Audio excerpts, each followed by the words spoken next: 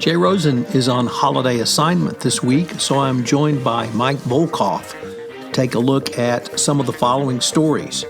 Employee poaching as an antitrust claim, bump up provisions in E&O policies, compliance reflections from 2021, should lawyers file suspicious activity reports, Matt Kelly takes a look at fraud in the taxi business, I'm shocked. There is an app for retail ESG investment now. And Marty Lipton looks at board of directors issues in 2022. All this, podcast, reflections on the legacies of John Madden and Harry Reid on this episode of This Week in FCPA. Are you interested in the history of insider trading?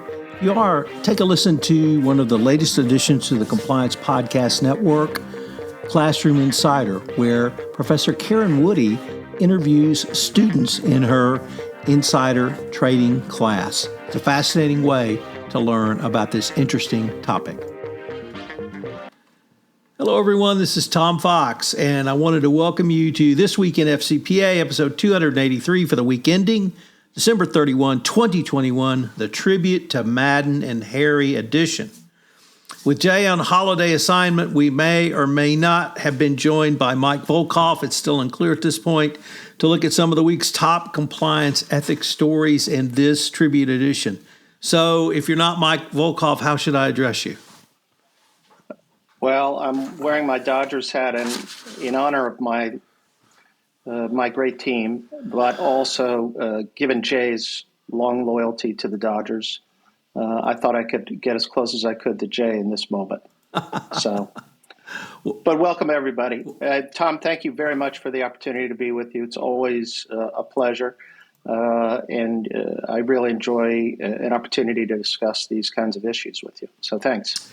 Well, great. We're going to start off in a little bit different manner this week because we had the deaths of two just lions, mountains, and great people in two very different fields. And I really wanted to spend just a couple of minutes honoring both of these, Mike. The first was John Madden, and the second was Harry Reid. So I'm going to say a few words about John Madden and just chime in with whatever you might have, and then ask you to maybe give some reflections on Harry Reid from your work in D.C. and on the Hill. John Madden had at least three separate careers, maybe four. He was the coach of the Oakland Raiders. When I fell in love with the Oakland Raiders he became coach in the early 70s. I was a fan from the late 60s, most memorably from the Heidi game. That will show you how long I've been watching pro football. But he won two Super Bowls.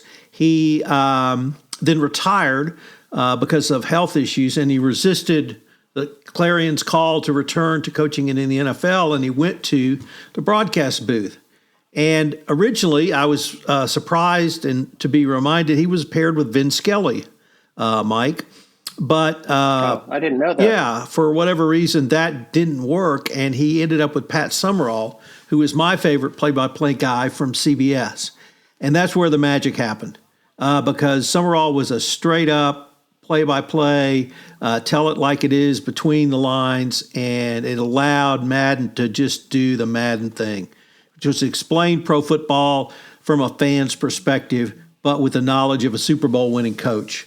So he did that at CBS, he did that at Fox, he did that at ABC, and he did that at NBC. So that was sort of career two. Career three, he may be most well known for a generation younger than us for EA Sports Madden, and that's the pro football game developed by EA Sports. Originally, it was monikered by year, so Madden 85, Madden 89, etc., but it just became Madden. And he became the face of the gaming industry in pro football from way back when we had cartridges you'd slid in to the online versions we have today. And then finally, let me also take you back, Mike, a little bit. He was a great pitch man. And my favorite pitch was when he did with Miller Lite. where he busted through a bar, yelling and screaming and Oh, waving his yeah. arms. He had a couple of Yeah. his eccentricities that are well worth noting. He's the only sports color guy up until Peyton Manning to host Saturday Night Live. That's how gregarious, ubiquitous, and famous he was. He also developed an aversion to flying. And so Fox got him a bus, a big old Greyhound bus called the Madden Cruiser. And so he would go to football games driving, and he had the cruiser fully decked out with computers and television monitors, and would study up while traveling to each game site. And then finally, NBC lured him over with his own train. So it's been a long time since people had their own trains, but Madden did. And he was just, Mike, he was just one of us. He was a big, gregarious guy who obviously loved life. He loved eating. He loved football, and he could communicate with Joe Q fan in a way that not a whole lot of color guys do. Do you have any thoughts on John Madden? Well, I share a lot of your enthusiasm and memories. I don't remember him with Vin Scully, which is interesting. But I mean, to me, he was him and Pat Summerall. Other than sort of the Howard Cosell and Don Meredith days, to me, they were sort of the iconic football announcers. And the other thing about him is, I mean, he was funny. He was just plain out funny while also being extremely interesting. And him and Pat Summerall just played off each other so well. Um, Look, he may have been gregarious, he may have been overweight, whatever. He lived till 85 and he lived a full life. So he's definitely one to be missed, but one to also sort of honor in as part of our past. That's for sure. Mike, we also had the passing of Harry Reid, who was a lion in the Senate for many years. And I was wondering if you might give us some of your reflections of Harry Reid, how he ran the Senate, how he ran when he was minority leader, how he was to deal with, and really get a sense of your views of Harry Reid, the man. Well, look, Harry Reid was an extraordinary leader. No matter what your politics, he came from, there's always this Searchlight, Nevada story of, his father was an alcoholic, his mother, just they survived on her doing sort of laundry for the family. His tough roots, and he was a fighter, and that's one thing that definitely came through. He joined. I think he joined the House of Representatives as a congressman in '83. Eventually became a senator. I think he lost his first race as to become senator, but once he got in, he quickly rose. And you'd have to say, in terms of an accomplishing leader and holding his caucus together, I don't know that we've had anybody ever other than LBJ, going back to Lyndon Johnson, who was the quintessential leader of the Senate. But Harry Reid held his caucus together, and during the Obama years, I think people will look back on that as probably one of the most, accomplished time period. Dodd-Frank was passed, Obamacare was passed, and remember, he was holding together a caucus of 60 people. And then in 2010, they suffered a loss in Massachusetts when Scott Brown won the Senate there in an off-year election or a replacement election after Teddy Kennedy had passed away. So, but I think his time period with the Obama administration and it was really his crowning achievement. And, look right now what we have in terms of the Democrats' ability to hold their caucus together. I don't know that if he wasn't the leader right now, whether or not he could actually get it done, but he was viewed as tough as nails. So when I worked in the Senate, I worked with Senator Hatch. And I'll remember one time I had to accompany Hatch when he was on This Week with George Stephanopoulos. And, Hatch never cursed or anything like that. And so who did he end up debating on the show? Harry Reid. And so he got back into the car with me and he said, first off, did you think I did well? And I said, did I do a good job? I said, of course, sir, you did a great job. And then he goes, that Harry Reid, he goes, he's a Mormon, just like me. But he is so obnoxious, and went on and on and on about how Harry Reid had, beat him up during the debate. And there were times when I was with Hatch on the floor of the Senate, and he'd try to get something from Harry Reid.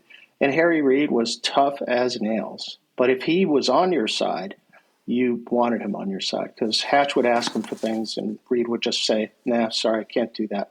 No, sorry, can't do that. But he was pretty an impressive person, and a person who definitely, though, was loyal to people who worked in the Senate. Even if you were Republican or whatever, if you had paid your dues there, he was going to help you in any way that he could. And, for example, he helped a good friend of mine to get confirmed as the head of the antitrust division. And that just shows you they were at each other's throats when they worked against each other. But then when it came down to it, he helped him to get confirmed as a Republican. So real loss for everybody. And we sort of pine for the old days in a way to, seeing at least the Democrats operate together. So once again, I share many of those thoughts, Mike. He was a man of slight build, but he was tough as nails. He came, I don't know if the phrase still exists, dirt poor, but he was dirt poor growing up, and he rose to literally the highest levels of power in this country. And that really spoke to me about how this country, America, is still a land of opportunity. And if you work hard and you are smart and you get a few breaks, it really doesn't matter what your economic situation that you're born into. You can literally move to the highest levels. He was a master of the Senate. I think you pointed to Lyndon Johnson. I would point to Robert Byrd. Since Byrd, I'm not sure we've had such an accomplished master of the Senate arcana. And you're right. We yearn for that type of Senate leader now. But we also had a lot of compliance stories come up this week, Mike. So let me pitch it over to you and ask about poaching in the defense industry. Well, this was a big story, and I think it also is something to watch out for next year, is that the Department of Justice, going back to 2016, warned businesses and individuals that they were going to criminally prosecute illegal agreements or wage fixing in labor markets. And, Tom, I always say the government tells you what they're going to do in advance, way in advance, and then they do it, and no one should be surprised. DOJ has already started bringing criminal cases against companies, executives, and HR professionals. And now we've seen perhaps the biggest case, because now we see it's what I called the two-step, where they charged an individual, they arrested him on a criminal complaint, and he was the former director of global engineering services at Pratt Whitney. And this is all taking place in Connecticut. And now Patel, this guy, Mahesh Patel, carried out the conspiracy and was sort of, let's call it the classic hub and spoke type of conspiracy, where it was an agreement among HR professionals or, what's called outsourcing professionals in the engineering and the defense engineering industry. And the reason, what's interesting to me, is they arrested Patel, and I think they tried to flip him. They brought him in. They said, look, Patel, if you want to cooperate and give up the rest of the conspiracy, but we know what's going on, and this is a chance for you to cut yourself some slack. Well, Patel obviously rejected them, because within a week they had unsealed an indictment that charged 5 remaining defendants, 6 executives altogether, and suggesting that Patel did not cooperate. And so now we have a big conspiracy indictment against officials from Pratt Whitney, Quest Global Services, Belcan Engineering Group, Scient, and Parametric Solutions, and one of, including high-level executives like a president. And there basically were 8 members of a conspiracy, co-conspirators, and there may be already cooperating co-conspirators. And they're charged with running a pretty long conspiracy for 10 years at least, involving 6 companies where they would agree not to bid on each other or not to pay above certain amounts for outsourcing engineering services in the defense industry. And apparently this was during a difficult time, and there was a shortage of defense engineers, so it was a way to keep the prices down. And they agreed not to poach, as Tom used the term, each other's employees or, let's say, engineers. A big case because this is, I think it's going to grow because I think a lot of people didn't believe what the Justice Department was saying, or they just continued in these types of operations thinking it was okay. This is an important compliance reminder to everybody in the HR field, no matter what industry. Be careful because they've already gone after healthcare. They now are in the defense industry, and I'll bet you they come back to high tech eventually. Mike, I've worked in the energy industry in-house in various corporations, and we were always prevented by our contracts from going to a competitor. Does this no poach make illegal the employment contracts as well, or is it the anti-competitive behavior which between corporations which says we won't poach your employee? Right. It's the horizontal activity. So it would be among competitors or among purchasers, in this case, among purchasers of labor services. Now, when you hire an employee, you can say, you don't go to these types of places or whatnot. You agree or you have non-competes and things like that. So, but this is a big deal. Look, they already went in and they brought the first cases in, I believe, in Texas and Dallas, in the physical therapy field, where there was agreements not to poach or hire each other's employees or not to pay certain amounts. And we had a very interesting decision from the district court there, which upheld the criminal application of the Sherman Act, 15 U.S.C. Section 1, to horizontal agreements among employers with regard to employees. And it's not a very close case, at least the way the judge wrote it.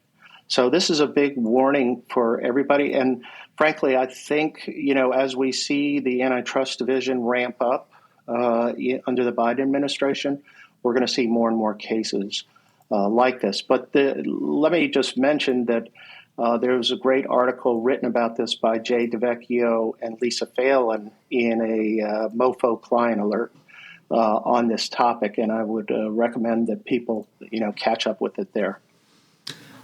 Mike, there was a great piece in the always great D&O Diary by Kevin LaCroix, also UM Law, go blue, beat Georgia. So I thought that would be interesting to talk about because I really wasn't aware of what a bump-up provision is, but it's E&O coverage for directors and officers.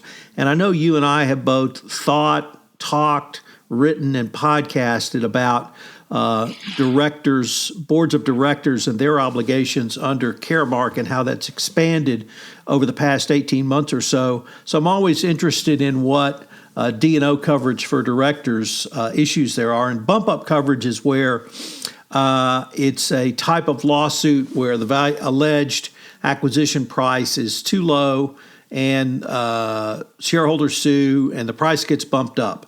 And the question is whether that is covered under a standard D&O policy. And so the authors of the piece, Barry Buckman and Michael Scanlon, walk us through the kind of background of bump-up coverage or the bump-up exclusion, it's called BUE, BU, and what you need to do to protect yourself as a director.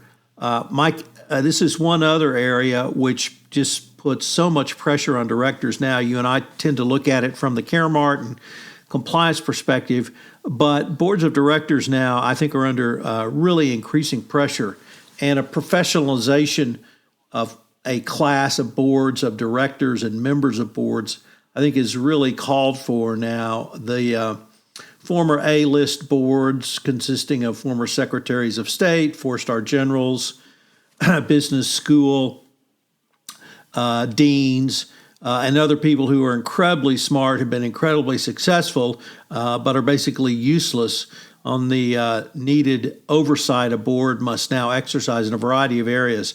This is just one more thing that boards need to worry about. But it's a good reminder of the different coverages available, and for individuals considering going on boards of directors, if there's anyone of that class listening to this podcast, I would urge you to check out this article so you can try and protect yourself going forward. Mike, we've got a couple. Oh, go ahead. Oh, no, I was just going to say the article also, Tom, it pointed out another big risk area, and you know how risk averse we are, is mergers and acquisitions. And apparently and I was not aware of this to the extent it was that there's a lot of shareholder litigation relating to that. And that to me is just another warning area for us, Mike, next we had an article from I think both of our friends, Lisa Shore-Babin. I knew Lisa when she was with Dun & Bradstreet. And what does she look at? And now actually she started her own consulting firm. But what does she see from 2021 and really going into 2022 that caught your eye? Well, first off, she's just a terrific person. And the article she wrote was really inspirational, Tom, in terms of her own transformation, career path change, writing, and some of the people that she's read that have helped influence her and opening this new consulting operation, but also talking about how 2021 was a strange year in comparison to 2020, which we all know was strange because of the pandemic, but how there was still, sort of lingering after effects in 2021. But what she talks about, I think, are some of the big stories that occurred during the year, references to, how we saw unethical behavior at Activision and other companies, but also sort of talking more about the compliance community and how much the compliance community is there for everybody in a supportive way. And, I've always said, Tom, that compliance people are a lot nicer than lawyers. Because they're more collaborative, and compliance people, just by their nature, work well with other people because that's what they have to do in their job. And so she talks about the inspiration from people in the compliance field. It's a niche field. We always say that, but it's getting bigger and bigger. And I think she wrote just a wonderful, inspiring article. I would commend everybody to read it about her own sort of path and her own observations.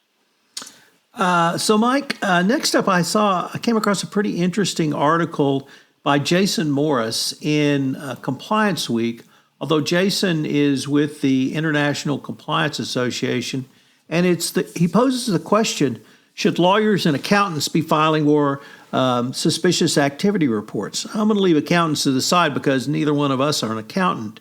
But and his article is limited to the United Kingdom. But I thought he raised a really interesting question, and I think it's a dialogue we're going to have more and more of as we move into 2022 and beyond, which are the extent to which lawyers may be facilitating unscrupulous activity through purchase money, sitting in trust accounts or cash transactions where they hold the money and then release it when a transaction closes.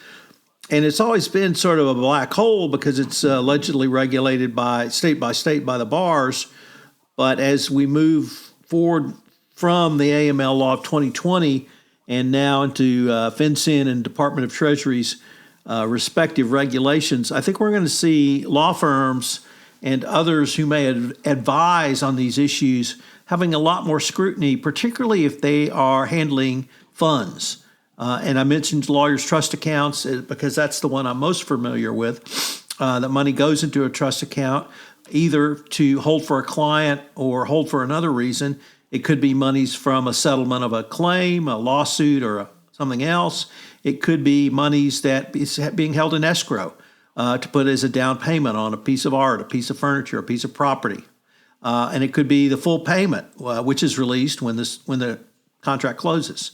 So we may start to see more dialogue around should lawyers and law firms and specifically lawyer trust accounts have more scrutiny. Now that bumps up against attorney-client privilege, which most states still hold as sacrosanct, but because of the ubiquitousness of AML regulations, particularly after the AML law of 2020, I just wonder if this is something we're going to see at least discussed here in the United States. Do you have any thoughts one way or the other?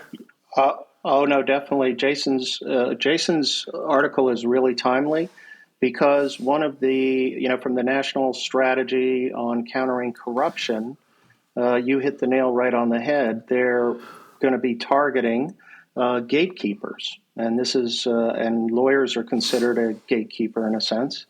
And they believe that gatekeepers have facilitated a lot of corrupt, transactions.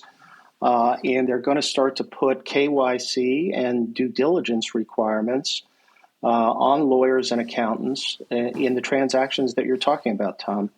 And I think this could be a huge issue. And I'm sure the bar associations and the ABA are going to get involved in this discussion because FinCEN is about to, has been charged with taking a look at this issue. They already obviously proposed expansion of the real estate, targeting orders to make them national in one sense. But I think that Jason is onto a big issue, and the national strategy as it becomes implemented, which I know you had like a long series on your blog about it, and I think it's going to be a big deal. So we got to watch this. And frankly, you know what? It's about time. In some sense, there are some lawyers out there who play close to the line. I never have. I know you haven't. And I think there are going to be some interesting issues that come up. We're going to have a quick word from our sponsor, and we'll be right back with more on This Week in FCPA.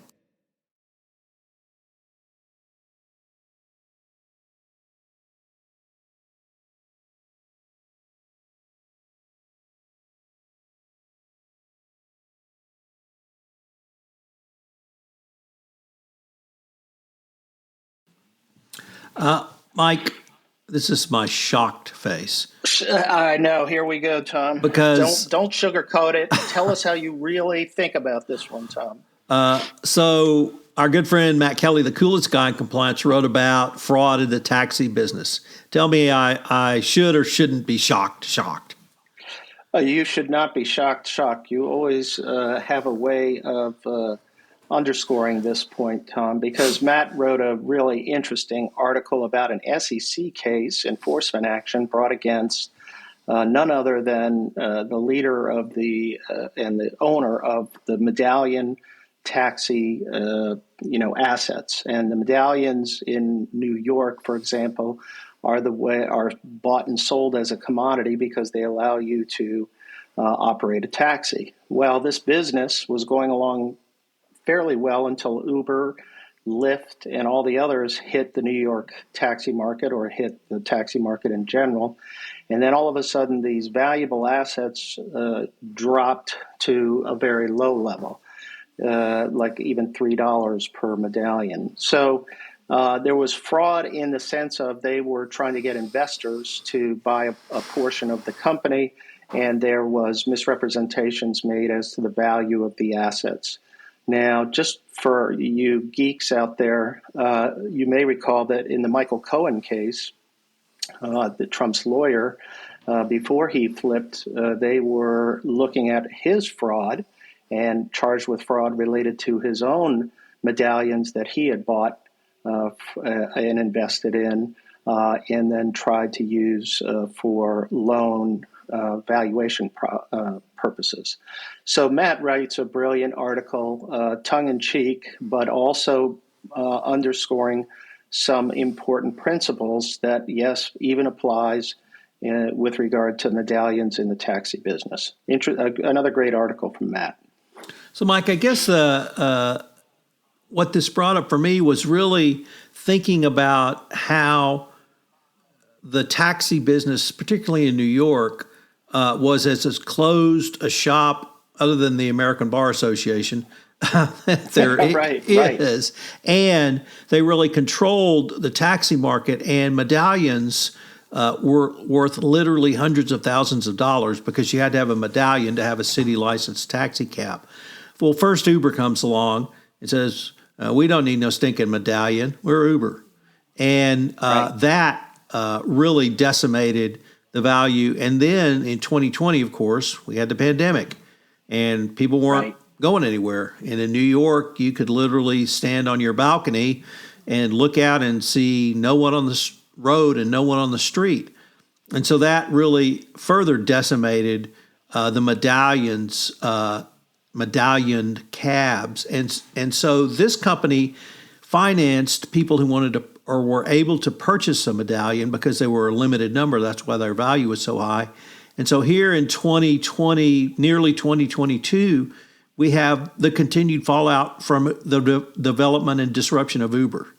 And I see that as a straight line forward. And now the financing companies who obviously were hurting because their borrowers were hurting and may not have been able to make payments.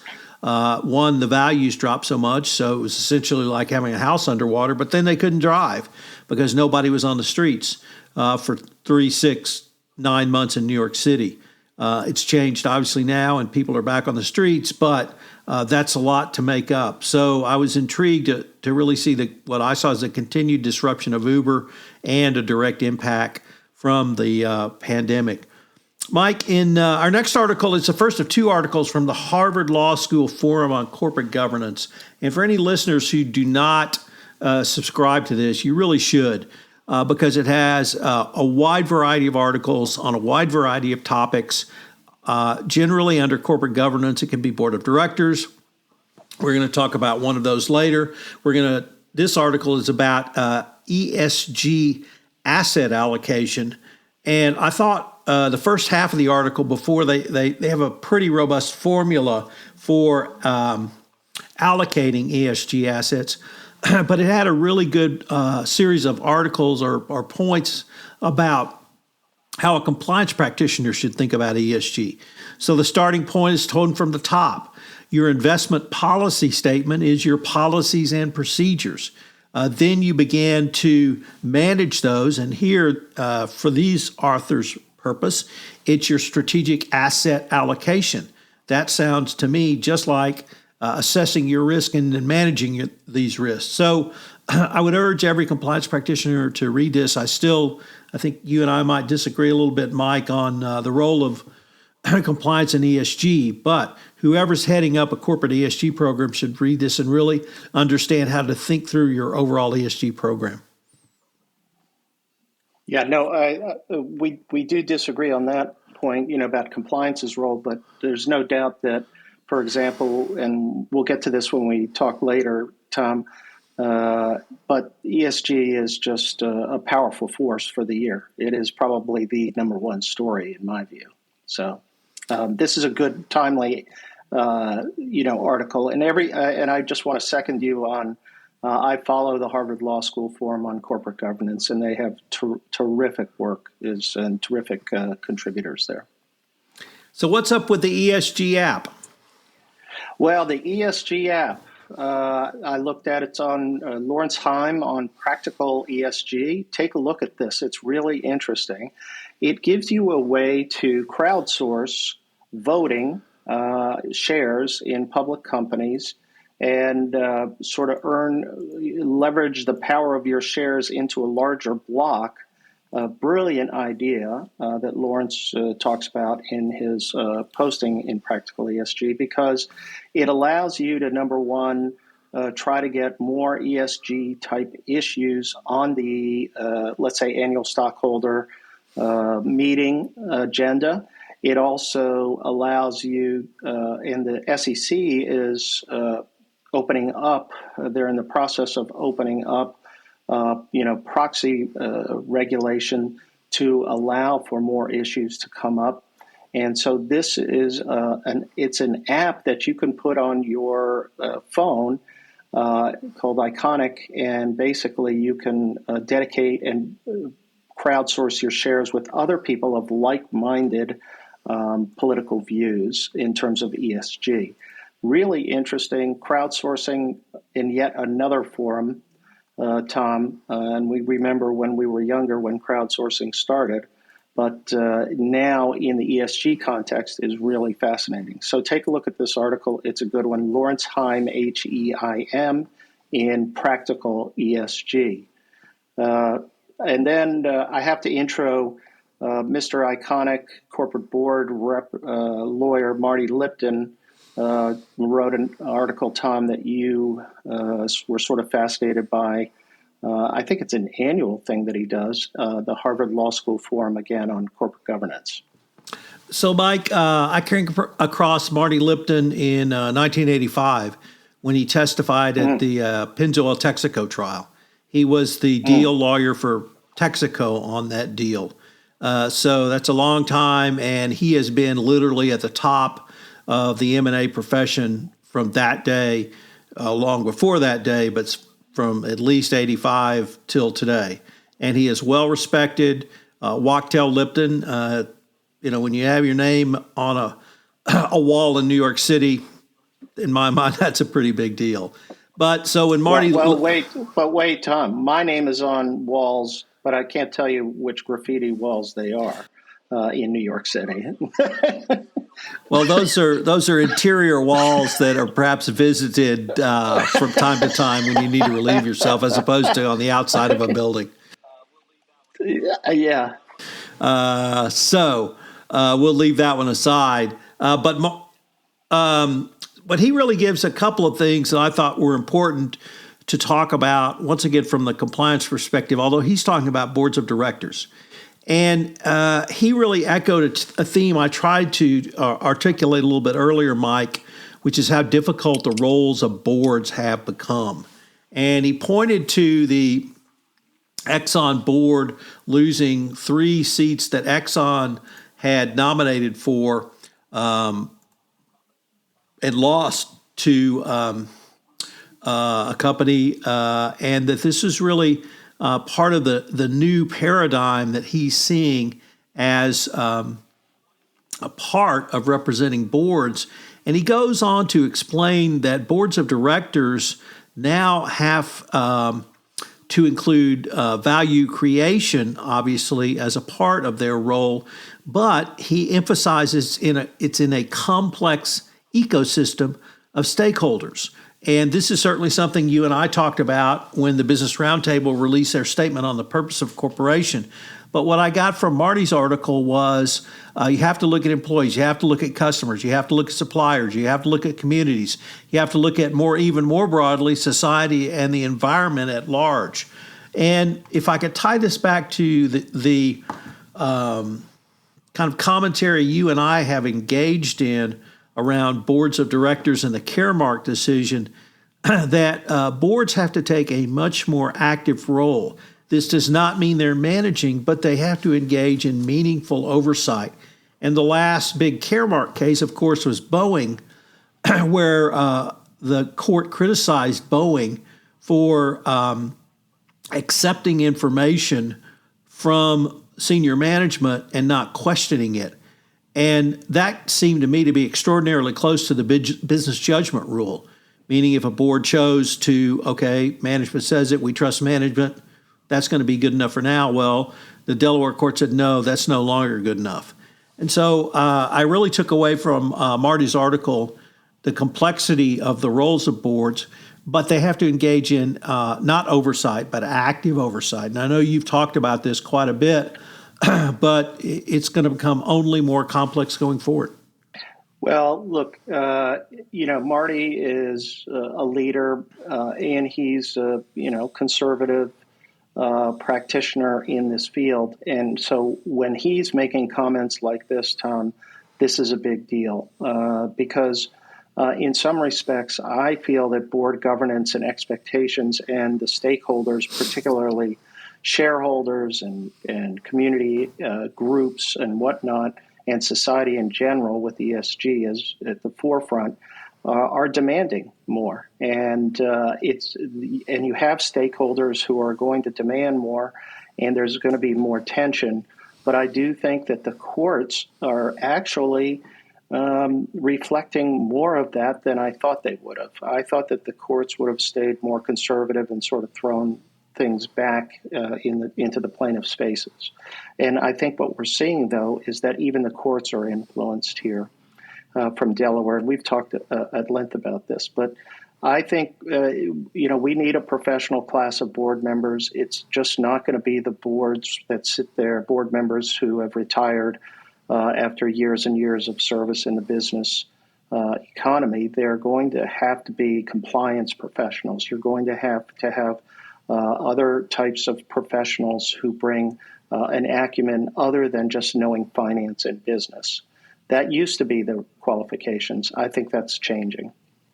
Mike, I wanted to end the stories part of this podcast by asking you and I to maybe reflect on some of the top stories, events, or issues that we saw in 2021. And I think you've been at least thinking about this, maybe looking to write about it. But in reviewing the 2021 year in compliance, obviously we had very few FCPA cases, but that really allowed me to focus on other issues, other speeches, other items that came up. So I ended up concluding that this may be as significant a year as we've had in quite some time. But I just wanted to kind of tick off the 3 FCPA cases because I thought they each had one message that I really think or hope compliance professionals will take to heart going forward. In January, we had Deutsche Bank, and probably all you need to know is they're Donald Trump's bankers or were, but they were a 2-time FCPA recidivist, and they obviously had a culture that did not value compliance. And when we tie that a little bit later into the Lisa Monaco speech, I think culture is going to become a much more important factor for the Department of Justice. The second case was Amec Foster Wheeler, and this literally started with a high-end men's tailor shop in New York, and the screenplay for the fictional movie about this only got better after that. But the thing that struck me about this case, Mike, was something we've touched on over the years, but this was the first case where a company tried to pull out of paying bribes, and the bribe receiver said, "Oh, no. In fact, you're going to increase my bribe payments." So the bottom line is once they got their hooks into you, they got their hooks into you. And if you pull out, well, they're going to pick up the phone and make a call, and they're going to be the first one in. So once you cross that line, you're sunk and you're hooked. And then we had WPP. And in this case, Mike, we had in one business unit, we had 7 separate whistleblower reports from one whistleblower before the company took it seriously enough to retain high-quality investigative counsel and uncover the bribery, fraud, and corruption. And if you get a whistleblower report in, I think the SEC has announced over $1 billion now in whistleblower payments made. And the AML Act of 2020 created additional classes of whistleblowers for other U.S. government agencies. So we're going to see the U.S. government use whistleblowers, and we may see an explosion of whistleblower growth. I'm going to tie that into the Biden administration strategy on countering corruption. So those really were the 3 key points I wanted to raise from the FCPA cases. And did you have any other angles on those cases? Well, those cases I think underscore what I think is one of the more important underlying themes that you sort of hit on here. Lisa Monaco, who is nobody's fool and is a tough prosecutor, made it clear that if you don't have an effective ethics and compliance program, you're going to be held even more accountable.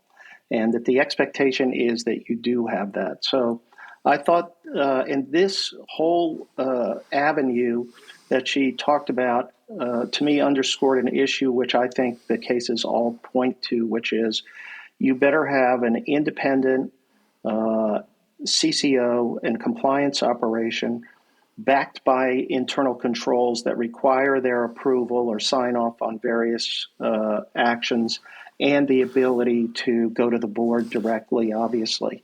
And what we see in all three of the cases you pointed out, Tom, was just a complete absence of a culture of compliance where a CCO was given resources, independence, autonomy, and expected to do their job. And I think Lisa Monaco is telling everybody, buckle up. This is going to change. And we've already seen, I think, the beginning. Right at the end of the year, we had the National West Bank enforcement actions, and there were two important things that were included in that.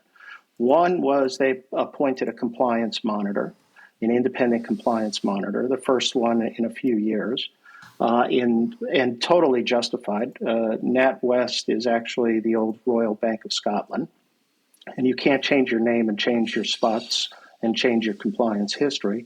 And number two, they reviewed in their settlement papers, they reviewed all of their civil and criminal enforcement history. It was put out there, and they took that into account in deciding to put in an independent compliance monitor and in deciding on the total penalty that was going to be paid.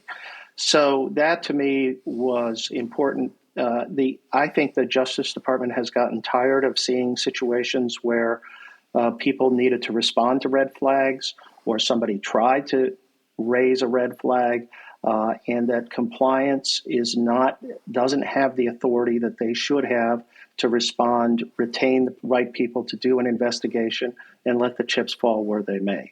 So that's the message that's coming from the Justice Department, and I think your overall point, Tom, of that this is really a setup for a big year and a big set of trends is absolutely correct, because right now everything is lined up. 2022 is going to be an enforcement year like we've never seen before. I'm convinced of it, not just in FCPA, but I think across the board.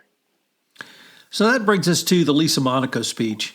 And Mike, I drew three key points, maybe four from that speech. Number one, the reinstatement of the Yates memo, meaning companies now have to turn over all information around about anyone who is involved in bribery and corruption, not just those who were higher on the chain or whether there was some question in their involvement. Number two, rejection of the Benskowski memo and how the DOJ will use monitors going forward, not in a punitive manner, but to extend their reach to, number one, make sure companies comply with the agreements they've made, whether it be a DPA or NPA or some other settlement agreement. Number two, to get companies for monitors to be used as an asset so companies can have a more effective best practices compliance program. And number three, to act as a tripwire to hopefully prevent, detect, and then prevent recidivism before it becomes a full-blown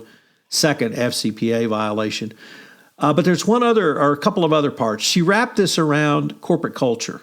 And you spoke to that in terms of NatWest. I spoke to it in terms of Deutsche Bank. And as part of the evaluation of corporations, she said that, as you noted, the DOJ will evaluate all your conduct, all your settlements, all the enforcement actions against you, indeed all investigations. And the white-collar bar in New York, they went crazy over this. And particularly in the ACI National FCPA Conference, there was a lot of criticism, questions, and commentary from the white-collar defense bar that how unfair this was just because you had a environmental action 5 years ago doesn't mean that has any relevance to the FCPA action. But I think, Mike, what they're missing is the point you just made. In the DOJ's mind, it's all about culture. If you've got a culture around environmental compliance, and you're probably going to have a culture around anti-bribery, anti-corruption compliance, and anti-money laundering compliance, and trade sanction compliance, and anti-discrimination compliance. And that if you have the right culture in place, it's going to be looked upon favorably by the Department of Justice. But if you've got a series of, well, we had some anti-competitive behavior, we had some environmental behavior, we've had a few sexual harassment cases and maybe a sexual discrimination case, and but those aren't tied together, and we're not a bad company. I think those days are, if not gone, going out the window. And for me, the more I thought about the Monaco speech, that's the much bigger change, that the DOJ is going to look at your culture and how are you going to assess and measure and then document what you have done for your culture. And I think this is going to make the job of the chief compliance officer much more important going forward. I totally agree, and I think we're getting into what I call the era of accountability, and part of this, Tom, I think dovetails with what we talked about earlier with the ESG movement. Once we start to make ESG a fundamental aspect of corporate operations, that you have to have robust disclosure and you have to address in some way, what will go along with that is accountability. And I think the Justice Department is sensing this need for accountability. And so, for example, I disagree with the New York bar. My only point would be with regard to other enforcement actions is, how is it relevant to this enforcement action? And it could be through the culture. And so that means if you don't have your culture in line, you're first off not going to meet your ESG requirements for governance. And number two, and you'll be held accountable by the marketplace. And number two, the government is saying, we are also going to hold you accountable for that. So you hit on the proverbial nail on the head here in terms of its culture. And we'll see where this comes out. But look, how many times did you and I dissect an FCPA case and say, this obviously reflects some fundamental gap at the top, some fundamental gap with the board oversight, some fundamental gap with the culture of the company as set by the CEO or whatever. So I think this is all going to come back together, and it's going to be interesting, this sort of era of enforcement and accountability that's going to begin, I think, in 2022. Watch out. It's going to be a big year. And Mike, at least for my thoughts of 2021, I'd like to end with the Biden administration's strategy on countering corruption. And many have panned it as just so many words. We've heard the government say we're against corruption before. But I thought there were three significant points that I think are going to drive the entire ABC effort going forward. Number one, anti-corruption, or the fight against corruption, is now a national security issue of the United States. And that leads directly to number two. When an administration decides something's in the national security interest of the United States, the money spigot opens. And there's going to be resources thrown at this that you and I have never seen in our lifetime. And that's going to flow down from the government to the government contractors to the private sector, probably all the way down to people like you and me, because the government's going to demand more technological solutions. The government's going to demand more innovation. Business as usual will not be sufficient. And so I think the resources, and I have no idea which way it's going to go or who's going to be the winner or losers out of this. I just know when the government says, it's important to me, guess what? It gets important. And then really the last thing is, and you talked about accountability, I think the government particularly and specifically called out whistleblowers somewhat based upon the SEC experience, but it expanded out to whistleblowers across the globe and to protecting whistleblowers wherever they may be. In that group of whistleblowers, for the first time, I saw the government talk about journalists and protecting journalists And so we had a great example of Frances Haugen, who was a whistleblower involving Facebook. She went to the Wall Street Journal, and then she was on 60 Minutes. And so before she testified before Congress, I assume she went to the SEC or appropriate agency beforehand, but that's just an assumption. I don't know that. And so now we have whistleblowers going to the fourth estate, but we also have journalists breaking accountability stories, the Pandora Papers, the Paradise Papers, the Panama Papers. That was all journalists.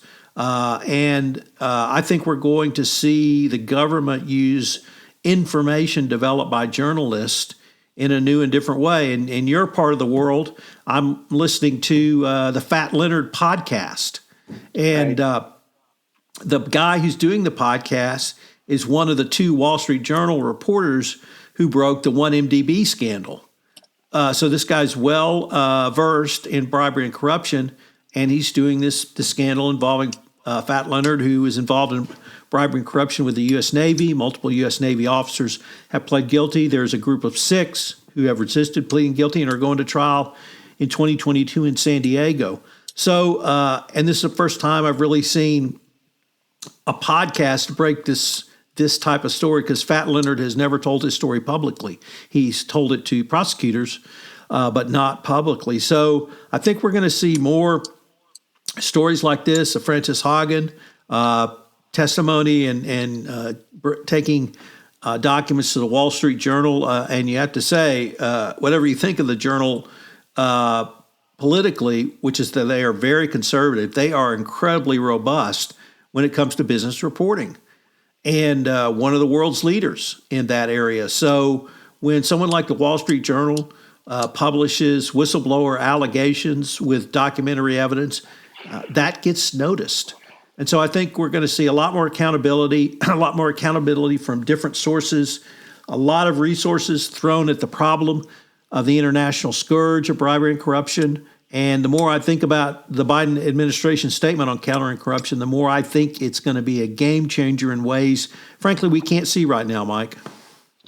Well, let me jump on one bandwagon here, of several bandwagons. But Tom, I don't know if you've listened to the Wall Street Journal put out a podcast on the Enron case that was called Bad Bets, and it was really fascinating. So San Diego, we have our corruption out here, and then Houston, we had the Enron scandal, and the story of the Wall Street Journal breaking the story. It's put out by the two reporters who broke Enron in the Wall Street Journal, and that just goes to, it just makes your point, over and over again.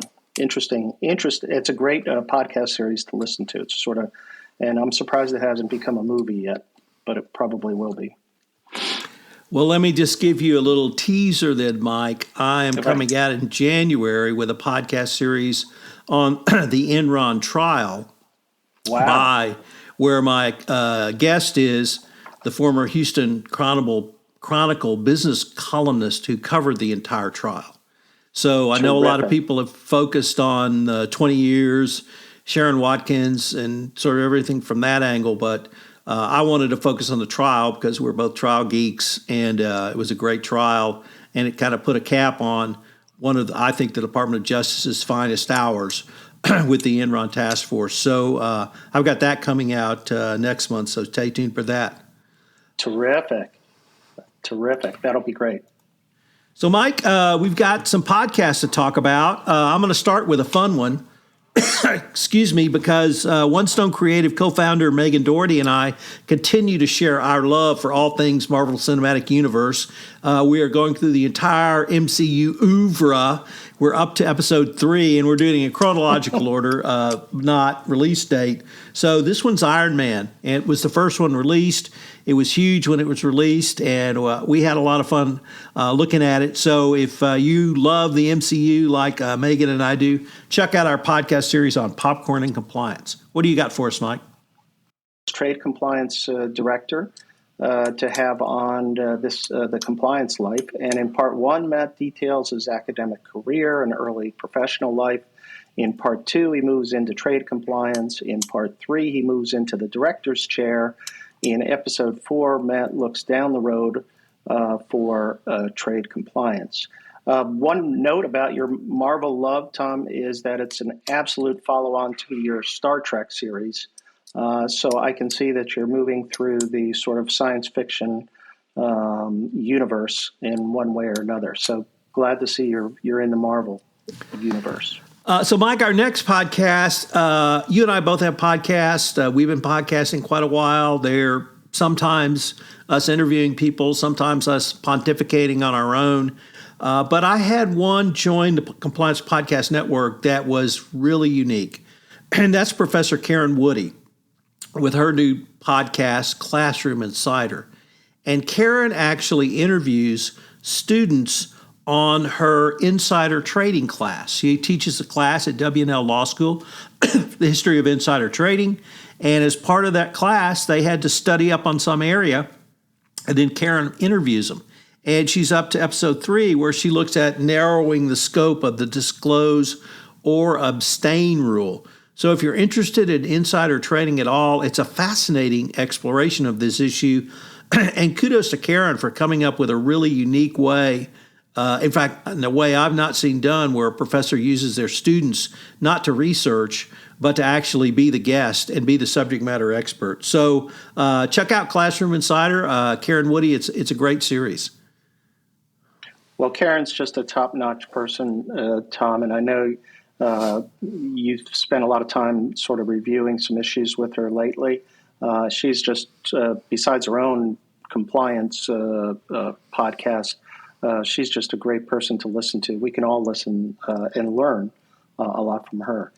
One other good source on trade compliance, I guess this is our trade compliance, is Miller and Chevalier, the law firm. They have a great podcast called Embargoed. And there's a great review, 2021 review, put out put out in the middle of December.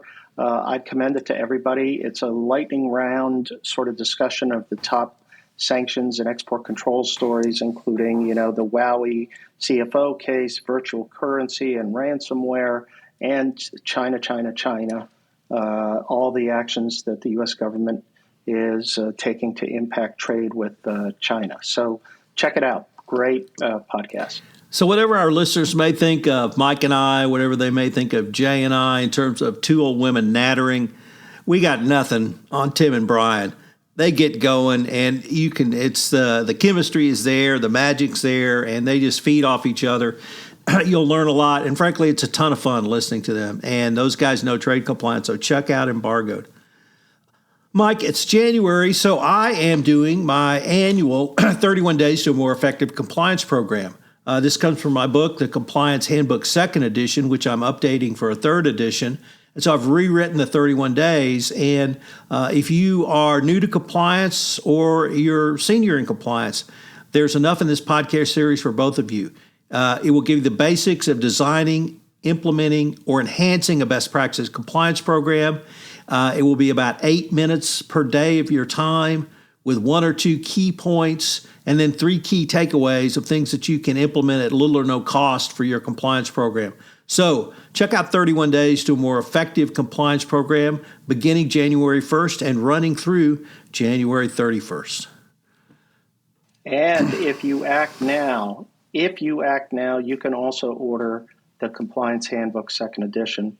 I commend it to everybody. I always tell people it's not about compliance, it's about business, and it's about how to run an effective business while making sure you have an effective compliance program. So congratulations again, Tom, and looking forward to your new 31 days. Well, Mike, as you know, this is the last This Week in FCPA of 2021. I can't think of a better friend to share it with. So you want to say goodbye and Happy New Year to all our listeners for this episode? Well, Tom, thank you for all. Most importantly, thank you for all that you do for all of us in compliance. I met you at the years and years ago, it seems like, Tom. And, you've been a professional colleague that has always welcomed new thoughts, new ideas, and promoted the compliance profession. So if it wasn't for you, who knows? We would need a voice of compliance like you. So thank you for everything that you do. Thank you to everybody who listens. The podcast network is just the Compliance Podcast Network is a terrific resource, and we thank you all for that, Tom. So have a great new year. All the best to your terrific family and to all you compliance professionals out there. Hello, everyone. This is Tom Fox again. Thank you for listening to this final episode of This Week in FCPA for 2021. I hope you will join us again in 2022 when Jay Rosen returns and we weekly take a look at some of the week's top compliance and ethics stories. This Week in FCPA is a production of the Compliance Podcast Network. If you've ever wanted to start a podcast, now is the best time to do so that I am aware of. So give me a shout at tfox@tfoxlaw.com. We look forward to visiting with you.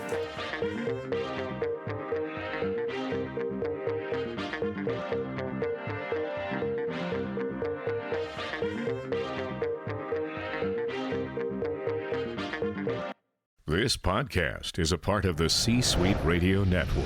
For more top business podcasts, visit c-suiteradio.com.